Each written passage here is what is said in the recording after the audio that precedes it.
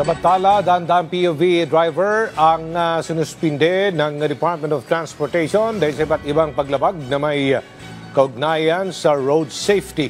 Samantala, grupong tututok naman sa mga ipinagbabawal na gawain habang nagmamaneho, binuo ng LTO. Si Bernard Ferrer sa sentro ng balita. Umabot sa 671 na PUV drivers ang sinuspinde ng Department of Transportation o DOTR ng 70 araw dahil sa iba't ibang paglabag na may kaugnayan sa road safety.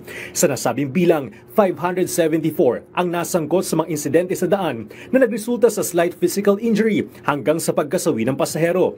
Samantala, 97 naman ang nagpositibo sa paggamit ng iligal na droga.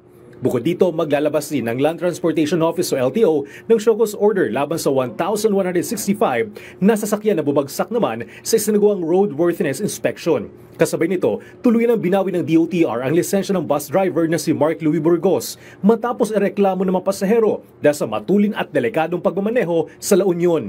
Napag-alaman na 2 beses na itong ginawa ni Burgos hanggang sa mag-viral siya sa social media. Mahirap po mawagan ng trabaho ngayon. Mahirap po mawagan ng kabuhayan. Pero para kay Mark Louis Burgos, pasensyahan po tayo. Inabuso mo ang pribilehiyong binigay sa'yo ng gobyerno. Pinadalhan din ng show cause order ang ESL Bus Company kaugnay ng insidente.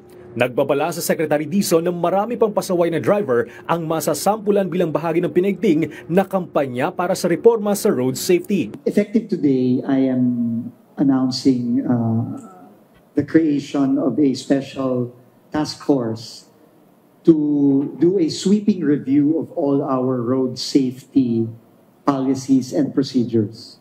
It will be composed of the LTO, the LTFRB, and the DOTR. Samantala, bumuo ang LTO ng 2 grupo na tututok sa pagsugpo sa iligal na droga, pag-inom ng alak habang nagmamaneho at sa mga sasakyang hindi akma sa ligtas sa pagbiyahe. Mas paigtingin din ang motor vehicle inspection, partikular sa mga bus at truck.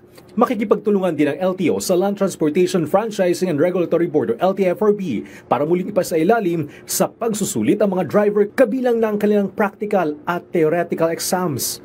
Bernard Ferrer para sa Pambansang TV sa Bagong Pilipinas.